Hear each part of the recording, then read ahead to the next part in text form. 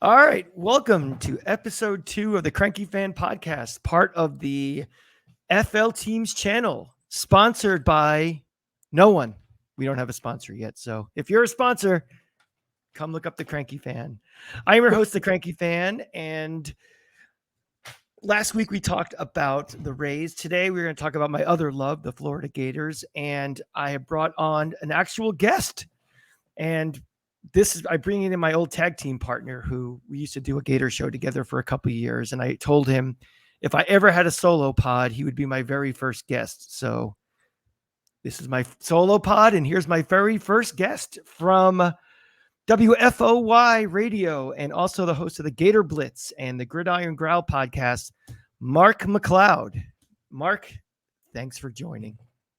Mike, it's a pleasure to be on with you. It's old times. It's been about a year and a half since we did a podcast together. So yeah, it's like Hall & Oates reuniting, or Simon and Garfunkel. Hall & Oates. Wow. Except, you actually went there. Well, but at least they could sing. So, you know, yeah. We just make sweet music talking about the Gators. So it's great to talk to you again, Mark. Wanted to bring you on. And for those of you listening today, we're going to talk exclusively about the Gators. Next week, I have another exciting guest. We'll talk about the Rays again, but this will be a Gators exclusive show. Want to bring Mark in because this is the perfect time of year to talk. SEC Media Days is coming up in about a week or so. We're in the throes of recruiting. And before you know, it's going to be fall practice, and we're starting another season up, and it's a pretty pivotal year for the Gators, Billy Napier, the new coach and everything. So I thought we'd kind of reset everything and kind of look back a little bit, look up, where we are right now and where we're headed to for this year. So I guess the first question, Mark, is, obviously I'm in New York and you're down in Florida, and, my feel for the program is what I hear on Twitter mostly. And that's, not good. Twitter maniacs make everything the worst thing ever, the best thing ever. So, you being down in Florida, what's the sense of the state of the program? How are people feeling, with getting rid of Dan Mullen, bringing in Billy Napier, everything? How's everybody feeling right now? I think when Dan Mullen was on his way out, I think there was some pushback from some fans. I think there were some fans saying, wait a minute, whoa.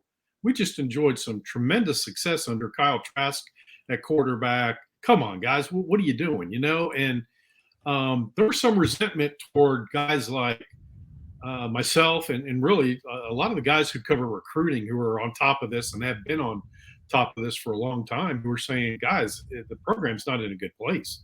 It's not in a good place. And the people who are just casual followers of recruiting or didn't care about following recruiting, you have a lot of guys who I'll deal with it when they get on campus. That's when I'll start following all that. I think there was a few of those guys who weren't bought in, but I think when you look at what happened last year and how it ended, and then certainly when you look at the spring and all the projections for the University of Florida football team in 2022, I think there are a lot of people that look at it and say it had to be done. Mm-hmm. And I've heard from quite a few people who were not on board or were not sure about that move to part ways with Mullen, who are on board. And now, just as you said on Twitter, you have this handful of fans, a very small percentage who, woe is me. Napier's been on the job 6 months, 6.5 months, and 7 months, and he hasn't reeled in recruit XYZ, and how dare we lose 2 recruits to Florida State? How dare we lose 4 recruits to Miami? And it's just a handful of people. But you're right; they make life miserable for a lot of the rest of us who just, not myself per se, but I just shake my head at it, but I don't even comment on it. Some of those but I think it's in a good place. I think a lot of changes that needed to be made within the Florida program in terms of support staff. I love what's going on. I love what's happening there in terms of organization. I like what's going on there. And then, of course, the number one thing is recruiting. it's going to take some time for he and his staff to develop really good relationships with some of the head coaches and assistant coaches in the high schools in Florida. And let's face it, part of that is because high schools are popping up left and right in the state of Florida over the past 2 years even. And kids are jumping left and right from school to school to school. We see that happening. So that can make things a little more difficult. But I think if they give him a chance, I really like what he's done, particularly on the defensive side of the ball. I really like that staff. I'm curious to see what happens on the offensive side of the ball. I think there's some good additions there too. But I like what I see going on with the Florida program and Billy Napier. Yeah, we're definitely going to talk a little recruiting. I am not a recruit, Nick. I don't go crazy because I get so frustrated about these guys who are, well, I'm down to my final 10 and I'm down to my final 3 and I've committed, but I'm taking other visits. Then, after close consideration with my family, I'm decommitting, I'm going here. So I follow recruiting. I'm excited. I'm more interested in the guys who are trying to get what other hats are on the table. That's my thing. And then, okay, let me know when they sign who it's going to be. But I want to start really by looking backwards for a second before we get to even right now. What do you think was the biggest reason or reasons that we came from a program before we kicked off against LSU in 2020 with a really good chance to potentially be in the playoff to 12 months later looking for a new head coach? What do you think went wrong? I think it's twofold. To be honest with you, Mike, my goodness, jeez, he's all choked up about it. Dan Mullen. I couldn't even remember his name 5 minutes ago. Yeah, I think it's twofold. I think number one, staffing. I think there was a problem at Florida with staffing. I think Dan Mullen really should have made some moves. I think he needed to bring somebody in who could recruit on the offensive line. John Hevesy is not a guy that can recruit, and he's not known for that. And I don't think he did a very good job there, as we all know. I don't think Greg Knox was a strong recruiter either. I think those guys did some good things with the position players they coached, and we could argue and debate some stuff with some of the offensive linemen. I just think Hevesy's a different dude, and he's a guy that I think the kids of today probably don't. If he was the offensive line coach with Steve Spurrier, for example, he'd have been perfect. He would have. He would have. In the 90s, he would have been perfect. I think those guys would have laughed and had a better time with some of the mannerisms and the things that Hevesy does. Mm-hmm. But, and then I think Greg Knox, I don't think that was a good fit. Certainly on the defensive side of the ball, Todd Grantham.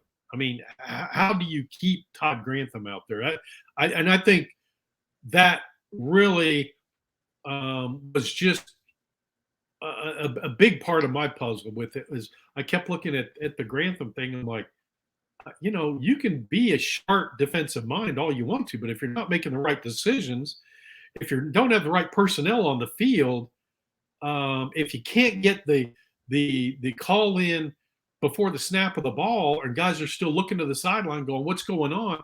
I mean, you've got real problems. And that to me was an easy decision that Mullen was unable or unwilling, I should say, to make. And there were some other moves as well. But I think that was the main thing, and recruiting. I mean, there were just far too many kids who were elite players who were not even really given a serious look at the University of Florida, and that should not be happening.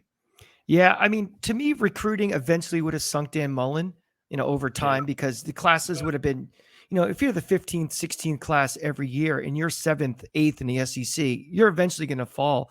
I think what happened with this program, the rapid dissension from, almost beating Bama in the SEC game to him getting fired was kids aren't stupid and players aren't stupid. I know we criticize student athletes now because now with NIL, they're trying to get the money. They're looking for a shortcut to get to the NFL, but they're also hyper competitive and they want to win. And these guys put a lot of time into the gym, a lot of time preparing themselves to be the best they can be to win and be competitors. And Dan Mullen just had this thing about him where, in spite of what him saying, how he could be in a thumb wrestling match and would want to beat you, he didn't have that killer mentality. I mean, there's three things happen, I think, how we lost the team that quickly. That LSU game in 2020, when he benched, when Kyle Pitts didn't play. He could have played. He sat him because he's like, even if we lose, we could still make the playoff if we beat Bama. That, to me, that's not the sign of a coach who'll do anything to win at any cost. Could you imagine Steve Spurrier saying that, or even Urban Meyer saying that? Never. That's the difference between those two guys. The second thing, I think, was that bowl game, that the Cotton Bowl against Oklahoma, where you could tell that team did not only did that team not want to be there, they were not prepared to be there, and they were embarrassed. And when he said after, well, that was our scout team, again, it may not mean much in the grand scheme of things, but just kind of like, well, who cares? We'll play backups, and who cares what the score is? That's that. I think he lost a lot of the locker room that way. And then the third thing, I think, is that what's his name started quarterback over Anthony Richardson last year? Emory. Yeah. Jones, Emory. Anybody who has half a brain and who has two eyes knows that Anthony Richardson is a better quarterback than him. And I think just this loyalty, and it goes back to what you said about Todd Grantham. I think, seeing that the best players not being put in a position to make the teams as good as they can be, I think those three things lost the locker room that quickly because, again, recruiting takes time. That's a slow slope. You slowly each year you're losing out to the Georgias and the Bamas, and the talent gap grows and grows. But again, to go from a team that really was a play away from beating Bama in the SEC game to what happened last year, the disgrace and embarrassment they were, that means the players quit, and they quit on their coach.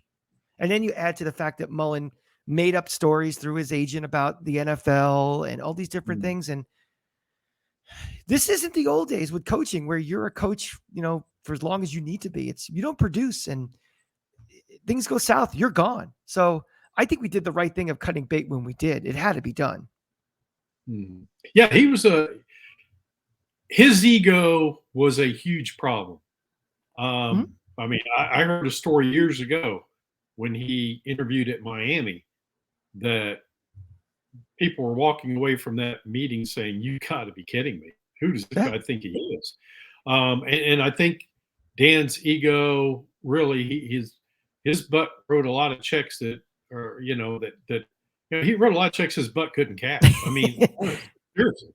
And I think that was a big part of it. But, and that's kind of where I tie in with the Hevesy Grantham Knox thing. He was insistent on, no, we're going to win. We're going to win. And for 3 years, people had, like myself and others, had been saying, Florida's got some work to do. They've got about 3 coaches, at least they need to move on from and bring in some home run recruiters because Dan Mullen is not that guy. He's not a home run recruiter. He's not even a real good recruiter. And that's putting it mildly.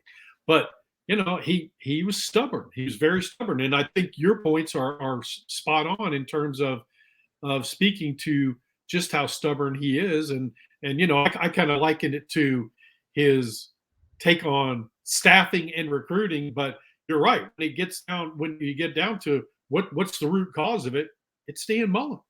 Yeah. So they did the right thing. They moved on. So what do you think about the Napier hiring? I loved it. The more I read about him, and I want to go back a year or two prior, he had been rumored for some other SEC jobs as a candidate, not as a guy they were going to bring on, but as a candidate. And that's when I first started really looking a bit at Napier. I knew the name, obviously.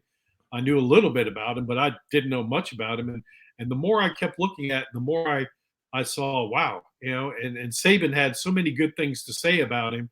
The people in Louisiana were saying, wow, he is really changing our program and he's cultivating winning and he got it organized and we have a program. We have a path. This is how we manage things and do things. And it was done the Saban way. And the more that I saw with Napier, the more I liked. And again, I think when you look at what he's done, I mean, you've added Corey Raymond, Patrick Toney, Mike Peterson. I'm just talking about some of the defensive guys, and then you look at some of the offensive guys. I'm going to be real curious to see how Colbert does with the wide receivers, how Jaluk manages that running back room, and certainly how two Rob offensive, Stapleton two offensive line coaches. That's really needs a lot of work. Yeah. I was at the LSU game last year, and you remember before that game, all the talk was Coach O going to get fired and they were a mess, LSU. And these two Gators sitting next to me were talking to these LSU guys right in front of us. And they said, so you guys going to hire Billy Napier? And they're like, oh, we can't wait. It's just say the word and launch Coach O, and then let's go and get started. And, I just remember that little 10-second conversation. It stuck with my brain. So when this whole thing came, and all of a sudden, the conversations after we fired Mullen, it was like Napier. On paper, he sounds great. And again, if we're winning the offseason, like we always make fun of Tennessee for doing, he's certainly winning a lot of the offseason. He's doing what needs to get done. He's a commitment to recruiting, finally getting the support staff that this university needs. All the things that sound right. I guess the one thing I don't know if the question's the right word, but be a little skeptical about, because I once bitten, twice shy. I remember a very similar situation with Jim McElwain. Jim McElwain was he was a Saban disciple, offensive coordinator from him. He came here, and it was just like, it seemed like a little out of left field, but you see his pedigree, and that didn't work out well at all. He just did not have that, again, that real commitment to recruiting and a little bit of the deer in the headlights of coaching in a hotbed like Gainesville. I think it's going to be different with this guy compared to him. He reminds me more of Urban Meyer in the fact he seems like he's very organized. He has a plan. He's going to follow the plan from page 1 to page 2,000. But I'm very, very cautiously optimistic. I guess since we haven't had a good coaching hire in, almost 20 years now, I'm a little nervous, but I definitely feel like we're in the right direction. Well, McElwain kept saying, the thing that got me about McElwain is when he kept talking about Clarabelle, and he coaching Clarabelle up to be quarterback, and I'm sitting there thinking, but look at the team. Who's the Clarabelle on this team? You're not coaching them up, and really you sit there and you had a few moments of good quarterback play there, but overall it was really difficult in the McElwain era. That may be the difference now, because I think overall, with some of the quarterbacks who are interested in Florida, and you look at Richardson, you look at getting a Jack Miller, who I think Jack Miller is going to be the interesting piece of the puzzle to me, because if something were to happen to Richardson, but Miller wasn't on campus very long before spring practice. And, that spring game really upset him. That is not who he is. So I think he'll be better come August and September. And I think the quarterback room at Florida, is in a better spot anyway. Especially when you look at the talent of Richardson. Man, that guy, there's a lot of length, strong arm ability, athleticism. There's so much there that if they can get him to make good decisions, improve his accuracy, and make those right decisions, wow, it could be a really fun time with the Florida offense. And that will come because, again, people are looking at, he only had how many attempts last year? Not many, 60 or so. And the one game he started, they threw him against an all-time great defense when he wasn't prepared. It was almost like a Dan Mullen saying, all right, you really want to see him? Yeah. Here he is. And he put him in a horrible situation, a can't-win situation. He has a chance to be an immortal quarterback here at Florida. He's got, the body of a Cam Newton. He has the gun of a Rex Grossman. He's got a little wiggle in his in speed, in addition to he can truck somebody running down the field. Yep. I mean, if you could, to me, the biggest thing for him is just staying healthy. Just Yeah. Right. don't do foolish things. Keep yourself in the best position to stay healthy. No dancing around the dorm rooms. No being foolish. Just that should be this support staff and medical team and strength and conditioning's number 1, 2, and 3 priority this year. Even more so than keeping the offensive line healthy. Keep AR healthy, because if he's healthy, I mean, this team could go from being a mid-tier SEC East team to playing in Atlanta just on quarterback play. We've seen it in this conference happen before. Oh yeah. And we've seen it a lot in this conference.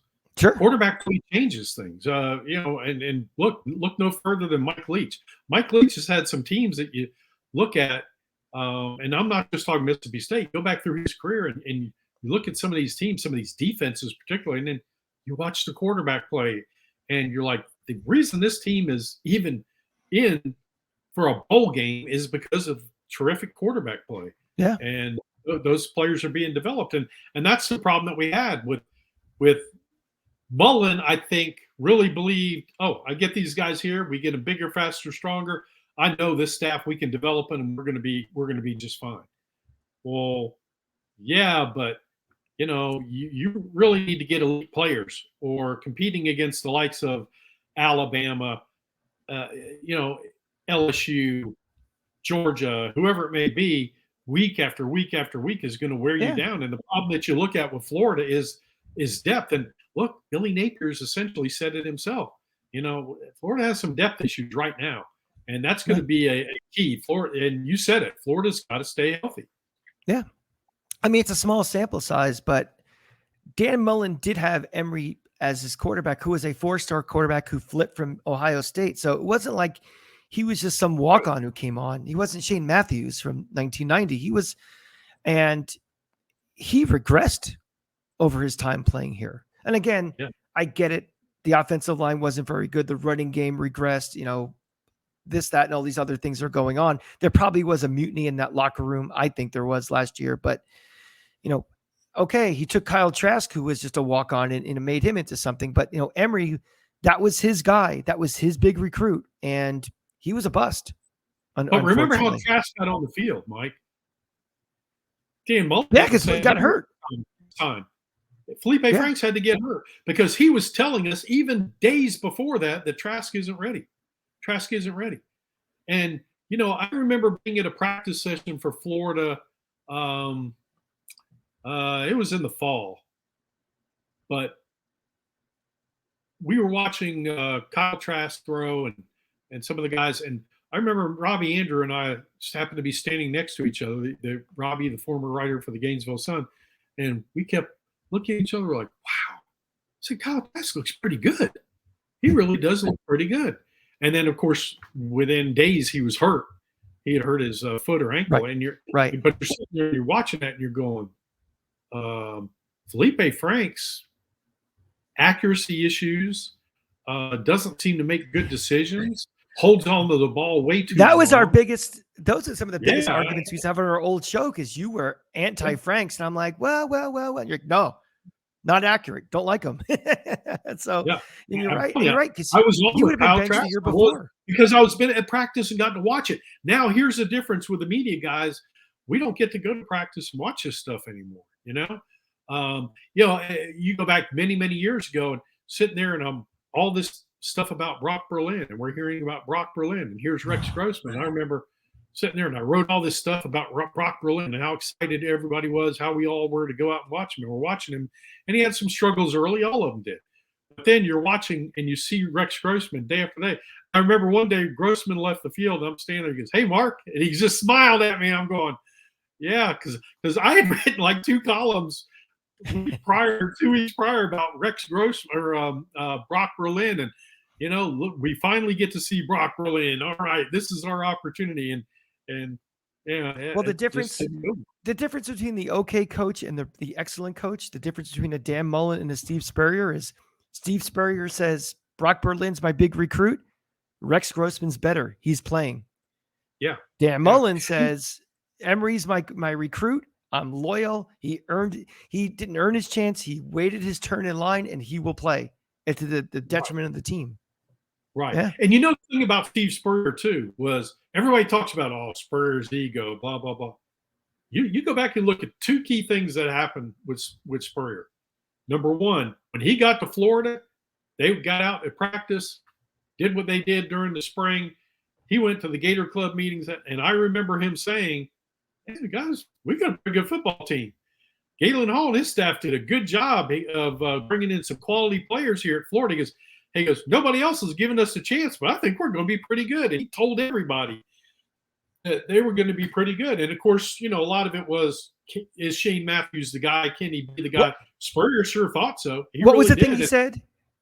He said, I don't know exactly who my starting quarterback's going to be, but that guy will be the SEC Player of the Year. He did. That's right. And he gave but he gave Galen Hall, and he always gave Galen Hall a lot of credit. I remember few months ago, maybe 2 months ago, 3 months ago, there was a group of us sports writers from Alabama and what have you. And we were all in a chat thing, and we were talking about some things.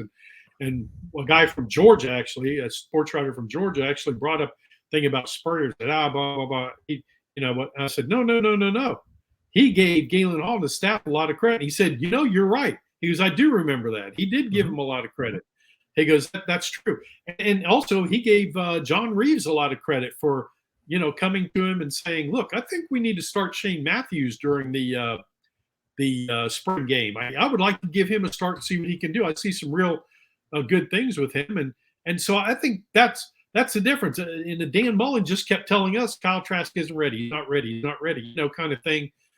And then lo and behold, he forced into action against Kentucky, and you watch what he did, and we're all looking at each other going, in the press box during that game going, I hadn't felt about a quarterback since when Rex started playing.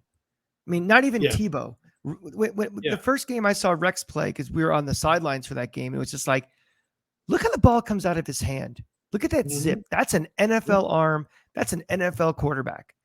And when Trask started throwing, it's like, wow, look at these throws he's making. This is not, I get it. It's a square peg in a round hole for what Mullen ultimately wants to do, but Mullen's not that egotistical and not that stubborn where he's not going to play this guy going forward. And, went on to be a historical run that Trask had.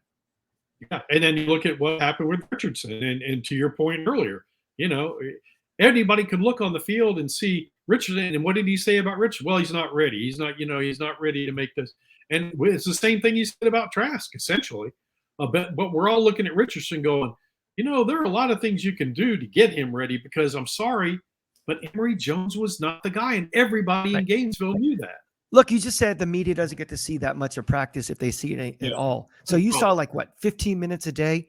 The players, they see everything. Yeah. The receivers see everything. The line sees everything. The defense sees everything. They all know. They're not crazy. They're not blind.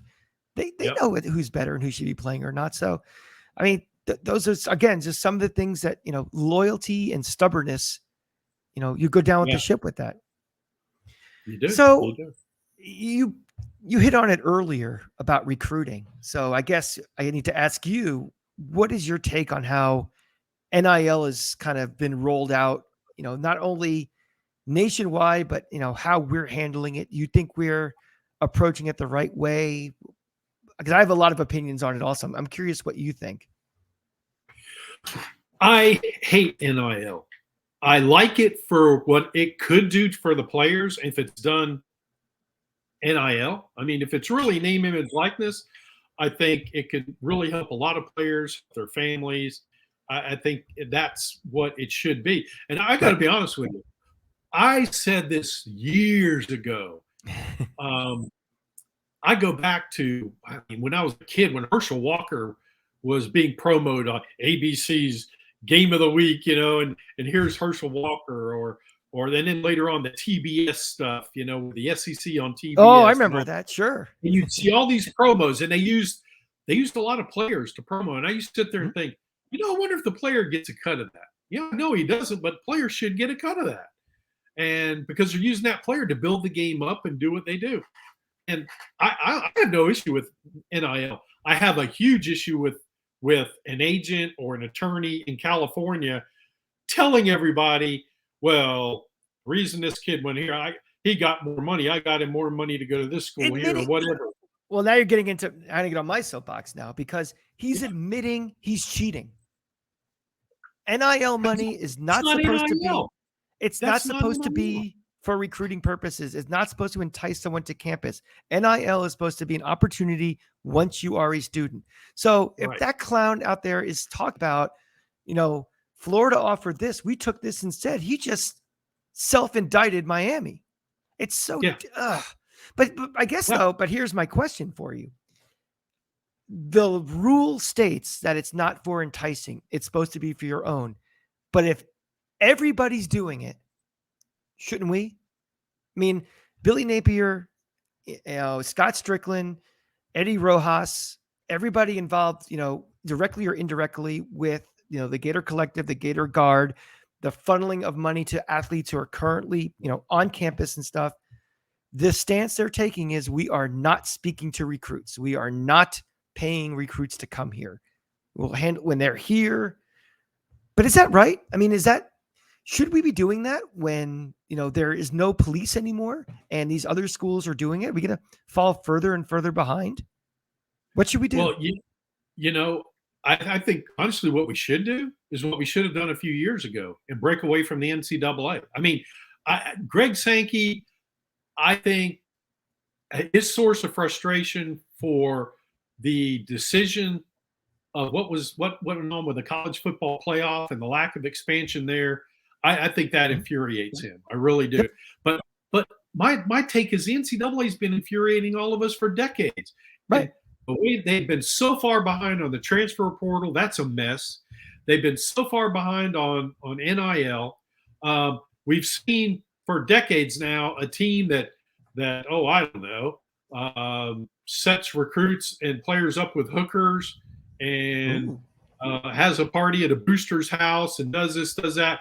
Got a somewhat firm slap on the wrist when it should have been a lot more. Sure. And then it seemed like 2 years ago, was it 2 years ago, 3 years ago, Missouri, with what they got, and they did what they did was baby crap, and they reported to the NCAA, said, yes, we did this, we're guilty.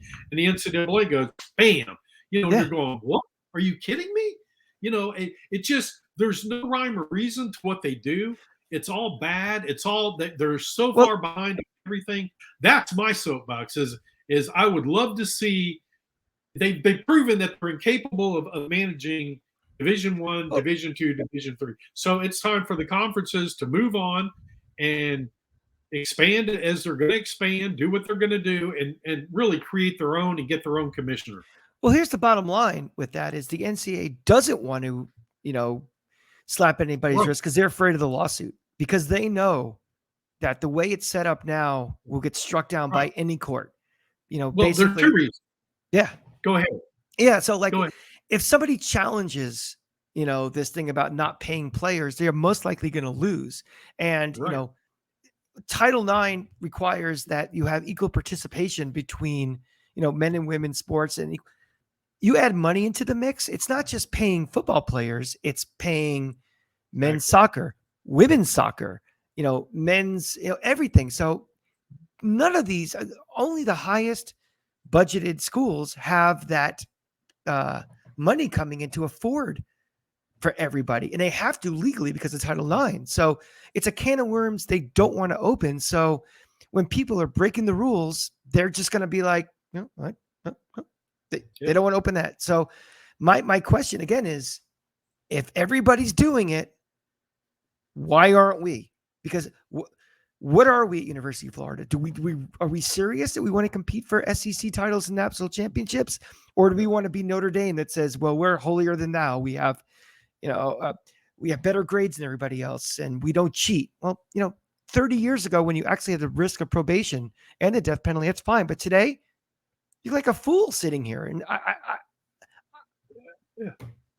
Tennessee's really, I mean, those bags of McDonald's money. Yeah.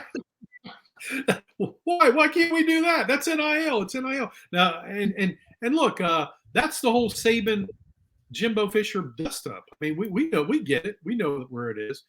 But you're right. You're right. I think right now people are like, is the NCAA going to do anything about it? We know they went down to Coral Gables. Are they going to do anything though? For sure. No. And then there's a second reason though. There's a second thing, and this is where I come in and look at it and go, this really scares me. The whole thing just really is why I'm a firm believer that if there's any way, just part from the NCAA and create your own. That would be the ideal thing to do, because is the NCAA really want to stop NIL? Because what were we hearing a few years ago? Players saying, "Hey, look at all your TV money. Look at all the money you have, NCAA. Where's mine? Where's mine?" Yep. They don't want anybody saying that. So NCAA's got to be going, NIL. Absolutely. Hey, you guys deserve some money. You guys deserve money. Yes, NIL. Because the last thing they want is players waking up and going, hey, we want ours. We want ours, knocking on their door. And then again, like I said, because of Title IX, it's not the football players saying we want ours, we want ours.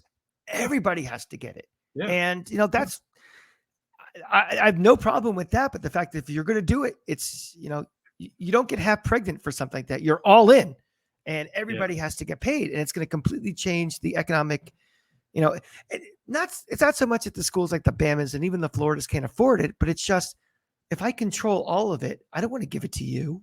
Right. That's why there's still bowl games. It's not because of, it has nothing to do with what's on the field and, playing an extra game. It's these bowl committees these TV contracts with the bowl committees. They're not with the conference. It's not the NCAA. They're the bowl committees have that's why the Rose Bowl is so powerful. They have this huge contract with ESPN, ABC. They don't want to give that up. Although it'll be interesting now without it could be weird having a Rose Bowl in a couple of years where it's, USC playing Stanford in the Rose Bowl since they're jumping over to the Big Ten. Yeah. And let's face it, they all have money. The NCAA has a chunk of money. The conference has their money. The schools now have some money. The bowls have a ton of money. You're absolutely right. But who doesn't? All of them do. The players. But the NCAA doesn't want the players knocking on their door. They really don't. And I think they're fine now with NIL, whereas a few years ago, they weren't fine with NIL. They were not happy. Of course not. Yeah. So, you get that, and then you look at the expansion issues. You look at all the issues that still go on with the transfer portal, rubber stamping guys Mike, we're not that far away from kids who were having to wait until 2-3 weeks after practice began to find out if they were even eligible to play that year because whatever it was, academics or whatever, transfer or whatever, and you just sit there and you just go, wow. Right now, it was just 2 years ago, like Braden Cox. We waited forever for Braden Cox to find out if he was going to be eligible for his transfer or not. That's right. Very good point. I mean, we're this far away from complete free agency. We're this far away from kids having agents and the whole thing. And all these changes, like you said, college expansion of and realignment of conferences, the transfer portal, NIL, expanded playoffs. Have you met one person who thinks college football is going in the right direction? Not one. Nope. I haven't met one. And people are really frustrated. It's the older people, I think, are waking up. I think some of them who I knew who were kind of like, NIL, this isn't, no. They should be doing that for the pride of the school and books. I said, that's not the way it is in this day. Join the real world. Yeah. And I think some of those guys have really flipped the page. I think But Mark, that's the thing. You just hit a major point where I get that everybody of our age and older feels kind of like that. But you know something? There are some programs like Bama, like Georgia, and like Tennessee. They're like, something? We will do whatever it takes to win. And I don't get that sense yet that Florida's, fan base, the big money, the administration, the president, I don't think they have that. We will do whatever it takes. And I don't know if that's rooted back in the 80s with probation. I don't know if that's this commitment to be a top 10 university. I don't know if it's just being scared of getting in trouble. I don't know if it's a sway of the UAA who wants all of the donation money, not some of it going to the boosters and some go into NIL stuff. But, we're not there yet. We are not at that. We'll do whatever it takes. Because if we want to do whatever it takes, those rich boosters also have a hand in politics and laws that restrict us in Florida from doing things that they can do in California. Believe me, in Bama, those rules don't apply in the state laws there because people from Auburn and Bama will do whatever it takes. They'll change those laws. Hasn't happened here yet. So until we have a complete look in the mirror and saying, I'm tired of losing to Georgia every year. I miss my trip to Atlanta. I haven't been to the playoff yet. Until we make that decision, we're going to do whatever it takes. And if that means skirting the rules, so be it. They're not stopping us. Until then, we're just going to be a good program, but not an elite program. And that's where I want to be. Last question for you before we go. Real quick, what's your crystal ball, Mark's crystal ball? What's the Gator season going to look like? I've been saying this. I think if Florida wins 8 games this year, Gator fans should be very happy with Billy Napier and his staff. I think, again, when you look at this Florida team, I think there's some good frontline players. I think there are a few really good frontline players. But if I have to ask a question and throw it back at people, this is what I've been saying. Okay, tell me who on the Florida offense and who on the Florida defense will be first team All SEC. Preseason, even preseason. Go ahead, throw me some names. Got one? Got one who will be first team? I mean, he may not be preseason, but at the end of the year, AR could be first team. Could be. And that's the most important position in football. But if you look right now, and I'm just saying preseason because, and I know, and I'm not trying for anybody out there saying, well, who cares who's preseason? Yeah, you do care. Because it's the state of the program right now is what my point is. Right. If you're looking at Florida right now, on the offensive side of the ball, the guy who is probably you're going to get more notoriety is Osiris Torrance, the offensive guard coming in. You got me. I was just going to say that. Yep. He's a transfer from Louisiana. He hasn't played it down for the Gators. Justin Shorter's going to get some grades. There's no question about that.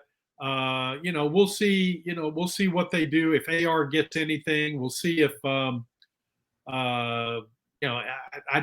don't think Naquan Wright's going to get much, to be honest with you. I think he's a good back, but and then you look on the defensive side of things. Okay, Gervon Dexter, Ventrell Miller are two guys who you think Cox, are going to do potentially. it.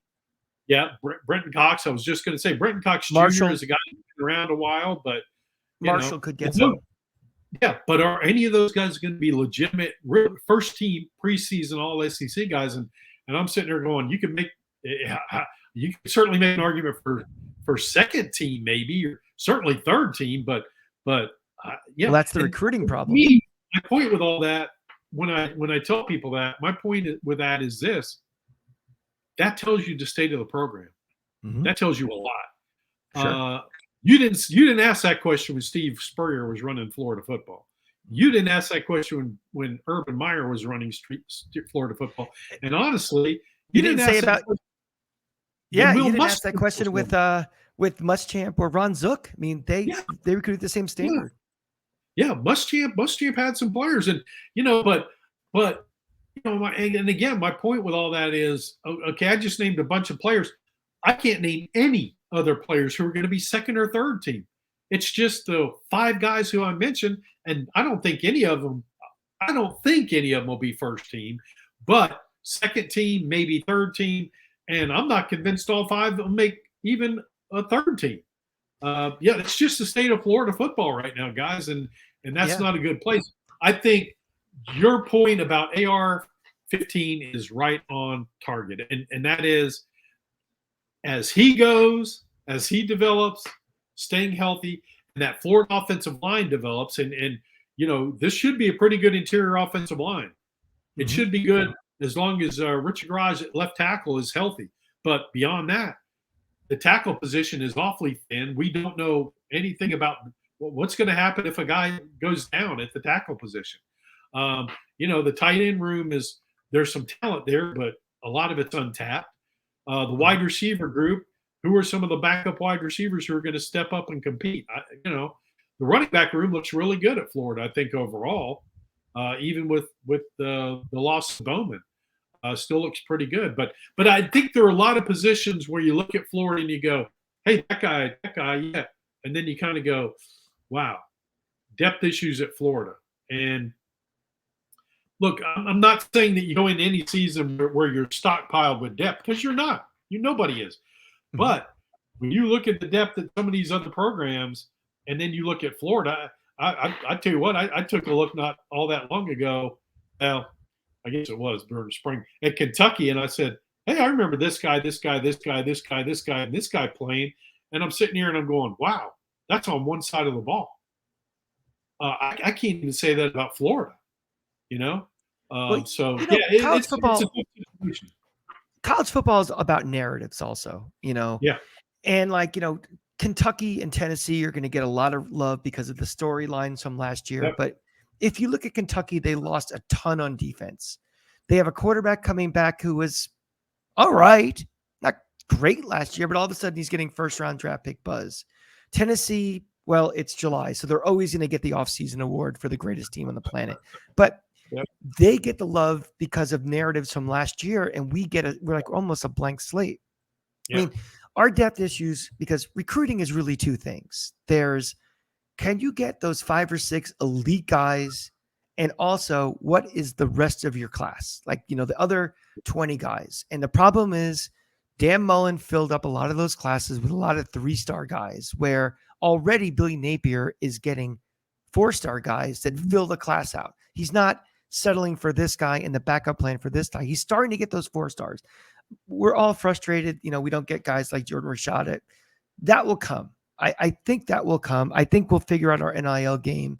I think we'll build more of those relationships, with these things. I think we'll start getting the elite, especially in-state guys. But he's already started getting the 4-star guys, the Webbs and all those who are like, you need your core roster to be talented, not just the top elite guys, because nobody has 17 5-stars. The best of the best have 5 or 6. It's 7 through 20. They all got to be 4 stars, and we're starting to do that. I think this year, and I'm keep watching this show, in the weeks coming up, and I'll give more and more of my thoughts and everything. But this is the first time I'm really talking about the Gators on this. But I don't think there's a country with a bigger variance of what their final record can be from Florida. I mean, if AR gets hurt in week 2, we may not be a bowl team. Yeah. And if AR has a Cam Newton year where he's just everything, this team could go to the playoff. I mean, I really think there's that much of a variance. I mean, I wouldn't bet on not being a playoff team, and I wouldn't bet on I wouldn't bet on being a non-bowl team, and I wouldn't bet on being a playoff team. But those possibilities exist a little bit in that bell curve of this team. I mean, I think they're probably most likely an 8-win team. The beginning of the season's tough. Again, it depends on how much you value Kentucky and Tennessee, of how hard you think that beginning of that season is. Georgia's obviously going to be tough, but is this going to be the type of team that's going to struggle and lose to a Missouri or South Carolina? Teams, they have more talent. And again, that goes back to the start of the show. And I said, this team quit last year on Dan Mullen. They're not going to quit on Billy Napier right away. So I think you're going to see more fight in those type of games. So I don't know. I think we're going to be okay. It's the first year. I think once we get past talking about recruiting and we start actually talking about, X's and O's with Napier and execution, I think we'll be fine. I know we got to get going. A lot about this team the first month of the season. With the Utah game and then Kentucky and a couple weeks later Tennessee. That first month of the season, you're going to find out a lot about this Florida football team. You really are, because let's face it. I mean, you've got Georgia down the road. We all get that, but outside of that, and Jimbo, Texas A&M. But outside of that, you have a lot of other SEC coaches who are in their first or second year. So, you should match up pretty well against some of those teams. And then you've got a Florida State team where, you've got a coach who he's got a producer. He's on the hot seat. And who knows? Sure. He may be fired by the time Florida plays him. I think the first month's going to tell you physically what kind of team this is, like in talent wise.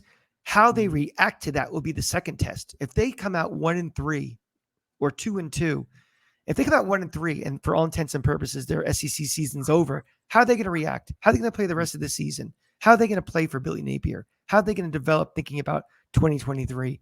That's going to be interesting to see how they handle it. So. You're absolutely right. Look, and that's it.